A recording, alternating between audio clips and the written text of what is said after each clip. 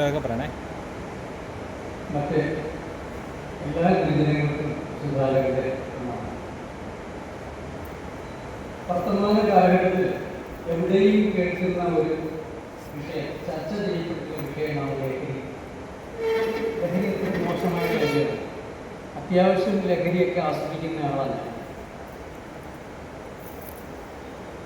ലഹരിക്ക് വേണ്ടി പുറത്തെങ്ങും പോകേണ്ട ആവശ്യമില്ല, നമുക്ക് തന്നെ ലഹരി ഉണ്ടാക്കാം. വാറ്റുകാരായി ഉണ്ടാക്കുന്നതിനെ കുറിച്ച് അല്ലാതെ പറയും, നമ്മുടെ സ്വന്തമായി കോട കലക്കി വാറ്റുകാരായി ഉണ്ടാക്കുന്നതിനെ കുറിച്ച്. ലഹരി പ്രകൃതിയാവുന്ന ദേവിയുടെ അംഗപ്രത്യംഗം വർണ്ണിക്കുന്ന സൗന്ദര്യ ലഹരി എഴുതിയ ശങ്കരാചാര്യൻ എന്തിലും ലഹരി കണ്ടെത്തുന്ന കവികൾ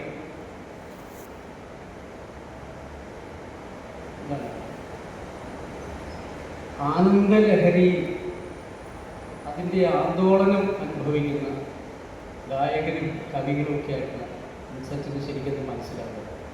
അതിലൂടെ ആനന്ദം, അതിൽ ലഹരിയാണ്. പലർക്കും പല തരത്തിലായിരിക്കും ലഹരി എന്ന് മാത്രമേ ഉള്ളൂ. അത് ഞങ്ങൾ അക്ഷരശ്ലോകക്കാർക്ക് ഒരു ശ്ലോകമുണ്ട്. ആനക്കമ്പം ഒരാന നടയാക്കമ്പം പരന്ന് നല്ല ഈശ്വര ധ്യാനക്കമ്പം ഒരാൾക്ക് നൽ കഥകളി കമ്പം മുറയ്ക്കിങ്ങനെ. ധ്യാനക്കമ്പം ഒരാൾക്ക് അങ്ങനെ എന്തോ കുറച്ച് വന്തിയുള്ളവൻ അക്ഷരശ്ലോകമാട്ടെ എന്തതിശയം ഭ്രാന്താലയം കേരളം. ഓരോരുത്തർക്കും ഓരോ തരത്തിലുള്ള കമ്പം. അത് തന്നെയാണ് ഈ ലഹരി എന്ന് ഉദ്ദേശിക്കുന്നത്. ഈ ലഹരി ചിലർക്ക് കവിതയിലായിരിക്കും, കഥയിലായിരിക്കും, ചിത്രരചനയിലായിരിക്കും, പ്രസംഗത്തിലായിരിക്കും. ഇതൊന്നുമില്ലാതെ ലഹരി ഉള്ളവരുണ്ട്. അധികാരം എന്ന് പറഞ്ഞാൽ ചിലർക്ക് ഒരു ലഹരിയാണ്. ഒരു 500ഓളം പേര് മുമ്പിൽ ഇങ്ങനെ പ്രസംഗം കേൾക്കാറുണ്ടെങ്കിൽ നിർത്താൻ പറഞ്ഞാലും നിർത്താതെ പ്രസംഗിക്കുന്ന ആൾക്കാർ അതൊരു ലഹരിയായിട്ട് അവരുടെ മുമ്പിൽ കൊണ്ടുവരും. എന്തൊക്കെയാണ് ലഹരി നമുക്ക് പറയാൻ പറ്റില്ല. ഈ നേരത്തെ പറഞ്ഞ അധികാരം. അതേസമയം ചിലർക്ക് സ്വയം സമർപ്പണം തന്നെ ഒരു ലഹരിയാണ്. സ്വയം സമർപ്പണം. അന്യജീവൻ തകി സ്വജീവിതം ധന്യമാക്കും അമലേ വിവേകങ്ങൾ എൻ്റെ വാട്സപ്പിൻ്റെ സ്റ്റാറ്റസായിട്ട്. മറ്റുള്ളവർക്ക് വേണ്ടി ഒരു വാക്ക്, അക്കിത്തം പറഞ്ഞ പോലെ മറ്റുള്ളവർക്ക് വേണ്ടി ഒരു കണ്ണീർക്കണം ഞാൻ പൊഴിക്കവേ. അങ്ങനെ മറ്റുള്ളവന് വേണ്ടി എന്തെങ്കിലും ചെയ്യുക, അത് സ്വയം ആവശ്യത്തിനോ സന്തോഷത്തിനോ അത് ഉണ്ടാവുന്നത് സ്വന്തം അനുഭവം, അത് ആ മനസ്സിലേക്ക് നിറഞ്ഞു നിൽക്കുന്ന ആനന്ദം ആണ്. അങ്ങനെയുള്ള ആനന്ദത്തിന് വേണ്ടി മാത്രം മറ്റുള്ളവർക്ക് വേണ്ടി എന്തെങ്കിലും ചെയ്യും. പലരും ചെയ്യണം അങ്ങനെയല്ലല്ലോ. ഇങ്ങനെയാണ് ഒരു പഞ്ചായത്തിലൊരു വീട്ടിൽ കക്കൂസ് സ്ഥാപിച്ചു കൊടുത്താൽ അവിടെ ശിലാഫലകം എഴുതി വയ്ക്കുന്ന വാർഡ് മെമ്പർ വക റോഡ് ടാർ ചെയ്താൽ ഇങ്ങനെയാണ് റോഡ് നിർമ്മിച്ചു എന്നാണ് എഴുതുന്നത്. അതിൻ്റെ പണ്ട് സർക്കാരിൽ നിന്ന് വന്നു, അതിലൂടെ ചിലവാക്കിയെന്ന് മാത്രമല്ല, എന്നാലും വക ഇങ്ങനെയാണ് വക. നമുക്കെല്ലാം ഇതുണ്ട്, എൻ്റേത് എന്നുള്ളത് ഇല്ലേ. ക്ഷേത്രങ്ങളിലൊക്കെ ചെന്നാൽ അവിടെ ഒരു നിലവിളക്കുണ്ട്, അല്ലെങ്കിൽ അവിടുത്തെ ഒരു ബോർഡ്, ഇതെല്ലാം ഇങ്ങനെയാണ് വക സംഭാവന. അവരുടെ പേരാണ്, അല്ലാതെ സമർപ്പണമല്ല വാസ്തവത്തിൽ. ശബരിമലയിൽ ചെന്നാൽ കാണാം വിജയമല്യ ഇപ്പോഴത്തെ അവസ്ഥ എന്താണെന്നുള്ള പോട്ടെ. അവിടെ വിജയമല്യ വക, വിജയമല്യ എഴുതി വെച്ചിരിക്കുന്നത് വിജയമല്യ സംഭാവന ചെയ്തിട്ട് സ്വർണ്ണക്കൊടിമരം, നടപ്പന്തൽ, അവിടെ എല്ലാം പങ്കട്ടാപ്പടിയെല്ലാം സ്വർണം പൂശിയിരിക്കുന്നു. അതെല്ലാം ഇന്നയാളുടെ വക സംഭാവന. ആ വക ഇന്നയാളുടെ വക എന്ന് എഴുതുമ്പോൾ അയ്യപ്പനോ അല്ലെങ്കിൽ മറ്റു ദേവീ ദേവനോ ഒന്നും അല്ല അവിടെ പ്രസക്തി. അവിടെ സമർപ്പിച്ച ആൾക്കാണ്, അയാളുടെ പേര്, എൻ്റെ പേര് വരണം. എൻ്റെ പേര് പലരും കാണണം, എന്നെ പലരറിഞ്ഞെങ്കിലും നാടിൻ്റെ കീർത്തി ഞാൻ മൂലം 4 ദിക്കിലും എത്തിടും എന്ന് പറഞ്ഞ ശങ്കരക്കുറുപ്പിൻ്റെ ആ ഭാവന വലിയ ഭാവനയല്ല. എൻ്റെ പേരല്ല അവിടെ പ്രസക്തി, നാടിൻ്റെ കീർത്തി ഞാൻ മൂലം 4 ദിക്കിലും എത്തിടും എന്ന് സമാധാനിച്ച ഈ കൊച്ചുകവി മുതിർന്ന കവിയാണ്. പക്ഷെ ആ ബാലൻ്റെ മനസ്സ് അങ്ങനെയല്ല. ഇത് ചിന്തിക്കുന്നത് എൻ്റെ പേര് 4 പേരറിയണം, ഞാനാണ് ഇത് കൊടുത്തത്. സംഭാവന ഒരാൾക്ക് ഒരു വീട് വെച്ച് കൊടുത്താൽ അതിൻ്റെ വീട് വെച്ചതിൻ്റെ എത്രയെ കൊടുത്തു, സംഭാവന എത്ര കൊടുത്തു എന്നുള്ളതല്ല, അത് ഫോട്ടോ എടുത്ത് പത്രത്തിൽ പേര് വരണം. ഇതാണ് എല്ലാവരും. സ്വയം സമർപ്പണമല്ല വാസ്തവത്തിൽ അവിടെ സ്വന്തം പേര് വരാനുള്ളതാണ്. അങ്ങനെ സ്വന്തം പേര് ഇതം മമ, ഇത് എൻ്റേതല്ല എന്നുള്ള വേദാന്ത കാഴ്ചപ്പാടോടുകൂടി കർത്തവ്യം ചെയ്യുക. അങ്ങനെ അതാണ് സ്വധർമ്മം എന്താണെന്ന് അറിഞ്ഞ് ചെയ്യുന്ന ആളുകൾ. അവരതിൽ ലഹരി കണ്ടെത്തുന്നവരാണ്. അങ്ങനെ ഒരു ലഹരി എഴുത്തിലൂടെയാണെങ്കിലും ഈ പറഞ്ഞ പോലെ അച്ഛൻ പറഞ്ഞ പോലെ ധ്യാനം, ആ ധ്യാനത്തിലൂടെ, അതായത് ധ്യാനിക്കുക എന്ന് പറഞ്ഞാൽ ഏകാഗ്രതയോടുകൂടി ഏതെങ്കിലും ഒരു കാര്യത്തിൽ മാത്രം മനസ്സ് കേന്ദ്രീകരിച്ച് അതിൽ തന്നെ ഉറപ്പിച്ചു നിർത്തുക എന്നുള്ളതാണ്. അല്ലാതെ ആരും ശബ്ദം ഉണ്ടാക്കാതെ ഇന്ന് മാത്രമല്ല ധ്യാനിക്കുന്നത്. റെയിൽവേ സ്റ്റേഷനിൽ പ്ലാറ്റ്ഫോമിൽ ട്രെയിനിൻ്റെ കടകട ശബ്ദം കേട്ടുകൊണ്ട് പോലും ധ്യാനിക്കാൻ കഴിയണം. ഞാൻ എവിടെയാണ് ഇരിക്കുന്നത് എന്നുള്ള വിട്ടിട്ട് എൻ്റെ ചിന്ത എവിടെയാണ് അത് മാത്രം കേന്ദ്രീകരിച്ച്, അതാണല്ലോ ഏകാഗ്രം. ഒരഗ്രത്തിലേക്ക് മാത്രം ശ്രദ്ധ കേന്ദ്രീകരിക്കും. മനസ്സിനെ മറ്റെല്ലാത്തിൽ നിന്ന് മാറ്റി ഏകാഗ്രമാക്കുന്ന ധ്യാനം. ആ ധ്യാനം അത് ലഹരിയാണ്. ആ ധ്യാനത്തിലൂടെ എന്തെല്ലാമാണ് നമ്മൾ കാണാത്ത ലോകങ്ങളാണ് നമ്മുടെ മുമ്പിൽ. ഒരേ പോയിന്റിൽ ഇരുന്നുകൊണ്ട് നമ്മുടെ മനസ്സിന് സഞ്ചരിക്കാവുന്ന അനേകം ദൂരം, അനേകം കാലം, ഇതെല്ലാം മനസ്സിന് സഞ്ചരിക്കാൻ കഴിയും. വേറെ ഒരു വാഹനത്തിൻ്റെ ആവശ്യമില്ല. അങ്ങനെ സഞ്ചരിക്കുന്ന അതും ഒരു ലഹരിയാണ്. എഴുത്തിനെ സംബന്ധിച്ചാണെങ്കിലും നമ്മൾ കാണാത്ത പല കാര്യങ്ങളും പലവരും നമ്മൾ എന്നും കാണുന്നതല്ലേ എന്ന് ചോദിക്കും. പക്ഷേ എന്നും കാണുന്നത് നമ്മുടെ കുഞ്ഞനാടൻ സാറിൻ്റെ കഥകളെ പോലെ നമുക്കറിയാവുന്ന വിഷയങ്ങൾ തന്നെയാണ്. പക്ഷേ നമുക്ക് അത്ഭുതപ്പെടുത്തുന്നത് നമ്മളെന്താ പറയുക, ഇന്നാളിഫൈഡ് അല്ലേ, ഇന്നാളിഫൈഡ് ആകുന്ന ചില കാര്യങ്ങളുണ്ട്. ഒരാൾ പറയുമ്പോൾ അങ്ങനെയോ എന്ന് ഇത് ഞാൻ ചിന്തിച്ചില്ലല്ലോ എന്ന തരത്തിൽ മനസ്സിൽ തോന്നത്തക്ക രീതിയിലുള്ള എഴുത്തുകൾ. കവിതകളിലും അതുപോലെ തന്നെ ഭാവന എന്ന് പറയുന്നത് നമ്മൾ ആകെ മലയാള ഭാഷ ഇത്രയേ ഉള്ളൂ, പദങ്ങൾ അല്ലെങ്കിൽ അക്ഷരങ്ങൾ ഇത്രയേ ഉള്ളൂ. ഈ 51 അക്ഷരാളി കൊണ്ട് നമ്മൾ തീർക്കുന്ന വാക്യങ്ങളെ ഘടന, 2 വാക്കുകൾ അത് ചിലപ്പോൾ അങ്ങോട്ടും ഇങ്ങോട്ടും മാറ്റിയിട്ടാൽ അതിൻ്റെ അർത്ഥം മാറി. അങ്ങനെ അർത്ഥം മാറി വരുന്ന വാക്കുകളിലെ വൈവിധ്യങ്ങളെ കണ്ടെത്തുന്ന തരത്തിലുള്ള രചനകൾ നമ്മുടെ അത്ഭുതപ്പെടുത്തുന്നു. അത് അതിലേക്ക് മാത്രം മനസ്സിനെ നിലനിർത്തിക്കൊണ്ട് രചനയുടെ വഴിയിലൂടെ സഞ്ചരിക്കുക എന്ന് പറയും. അതിലൂടെ പുതിയ പുതിയ മേച്ചിൽപ്പുറങ്ങൾ തേടി, കന്നുകാലികളല്ല കേട്ടോ ഞാൻ ഉദ്ദേശിക്കുന്നത്, മേച്ചിൽപ്പുറങ്ങൾ എന്ന് പറയുന്ന പദങ്ങളുടെ മേച്ചിൽപ്പുറങ്ങൾ തേടി സഞ്ചരിക്കുന്ന എഴുത്തുകാരൻ അനുഭവിക്കുന്നത് ഈ ലഹരി തന്നെയാണ്. ഞാൻ ഈ ലഹരിയെക്കുറിച്ച് കൂടുതലൊന്നും പറയുന്നു. വാസ്തവത്തിൽ ലഹരി ഇല്ലാതെ എന്ത് ജീവിതം ഇല്ലെങ്കിൽ അടുപ്പിലേക്ക് നമ്മൾ തലകുത്തി ആർക്കും തീരുമാനം ഒരു പണ്ടൊരു കവയത്തിൽ ചെയ്തിട്ടുണ്ട്. കാരണം ജീവിതത്തെ നിലനിർത്തുന്നത് ഈ ലഹരിയാണ്. പക്ഷേ ഇത് നേരത്തെ പറഞ്ഞ ലഹരിക്ക് പൈസ മുടക്കില്ല. അത് നമ്മുടെ ബുദ്ധിയെ മരവിപ്പിക്കുകയല്ല ചെയ്യുന്നത്. നമ്മുടെ ബോധതലത്തിലെ ഓരോ കണികയെയും ഉണർത്തുന്ന തരത്തിലാണ് ഈ സർഗശേഷി എന്ന് പറയുന്നത്. സർഗശേഷിയിലൂടെ നമ്മുടെ ബുദ്ധിയുടെ ജ്ഞാനത്തിൻ്റെ ഓരോ കണികയും വികസിക്കുമ്പോൾ യോഗശാസ്ത്രമൊക്കെ പറയുന്നത് കുണ്ടലിനി ശക്തി ഉണരുക പറയും. അതങ്ങനെ ഈ ബോധതലം ഉണർത്തുമ്പോൾ ഉയരുമ്പോൾ കിട്ടുന്ന ആ ലഹരി, ആ ആനന്ദം അല്ല ബോധത്തെ മരവിപ്പിച്ച് നിർത്തി, നമ്മുടെ നാഡീഞരമ്പുകളെയൊക്കെ മരവിപ്പിച്ച് നിർത്തിക്കൊണ്ട് ഒരുതരം ഹാലൂസിനേഷൻ മാത്രം ഉണ്ടാക്കുന്ന തരത്തിലുള്ള അതൊരു ലഹരിയായിട്ട് പുതിയ തലമുറ അതിനെ സ്വീകരിക്കുന്നു എന്നതാണ് വാസ്തവത്തിൽ ഏറ്റവും നമ്മൾ ചിന്തിക്കേണ്ടതും അതിനെതിരെ നമ്മൾ പ്രവർത്തിക്കേണ്ടതുമായിട്ടുള്ളത്.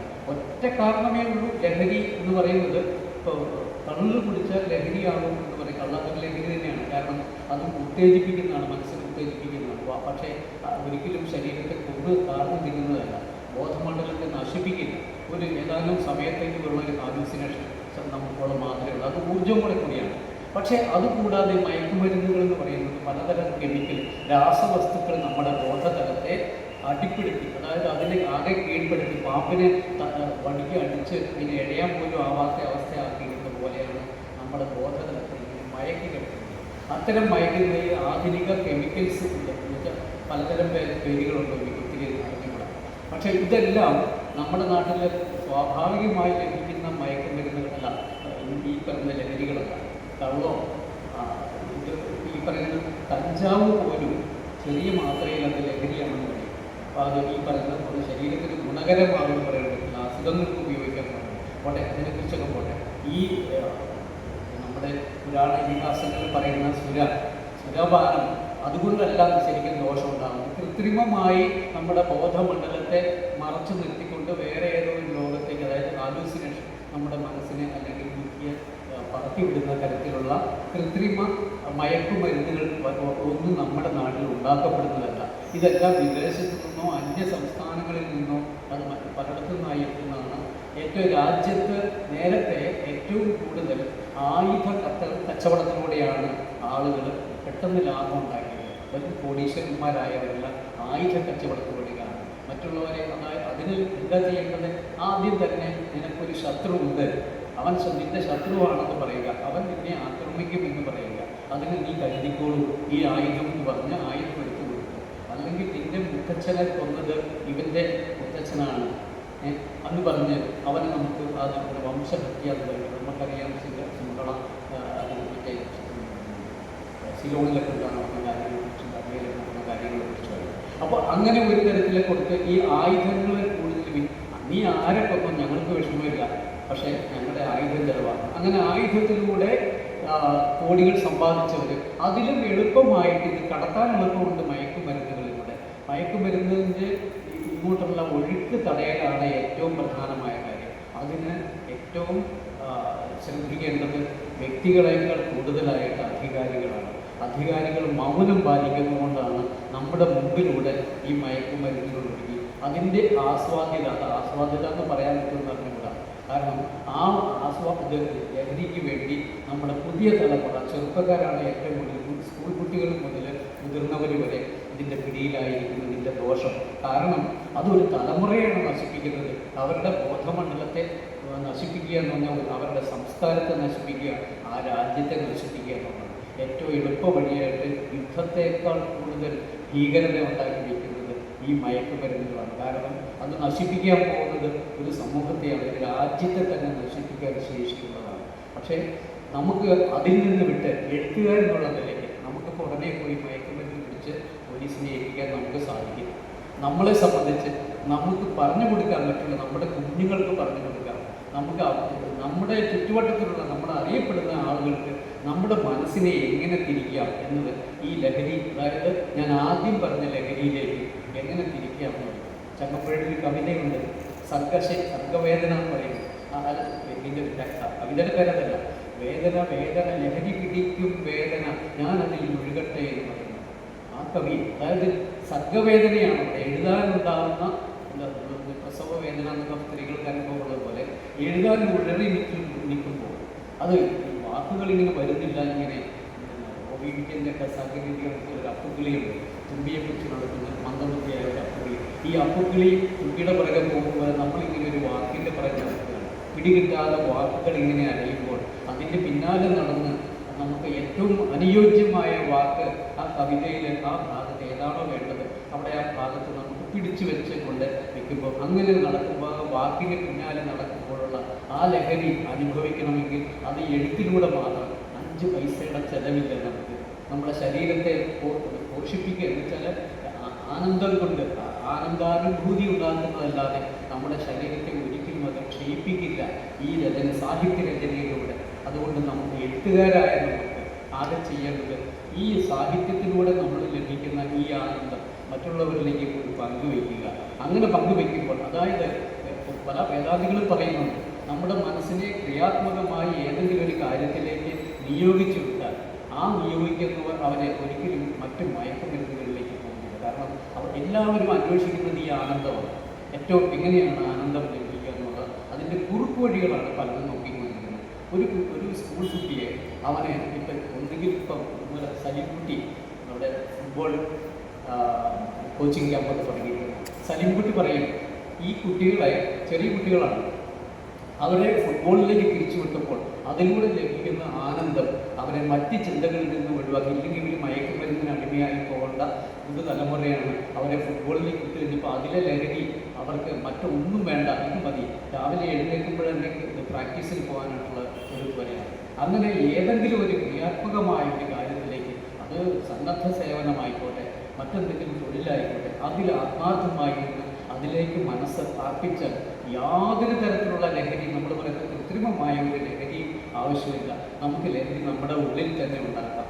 അവിടെ ഞാൻ നേരത്തെ പറഞ്ഞ പോലെ വാറ്റികചാരായ കലയ്ക്ക് സ്വന്തമായി വീട്ടിൽ ലഹരി ഉണ്ടാക്കുന്നത് അതുപോലെ നമുക്ക് സ്വയം ശ്രമിച്ചാൽ നമ്മുടെ ഉള്ളിൽ തന്നെ നമുക്ക് ഈ ലഹരി നമുക്ക് നിറയ്ക്കാൻ കഴിയും. അത് നമ്മുടെ ജീവിതം ആനന്ദഭരിതമാക്കും. ഇതിനെക്കുറിച്ച് എൻ്റെ വലിയ അഭിപ്രായം ഇതാണ്. നിങ്ങൾ ഓരോരുത്തരുടെയും അഭിപ്രായത്തിന് വേണ്ടി വിട്ടുകൊണ്ട് എല്ലാവർക്കും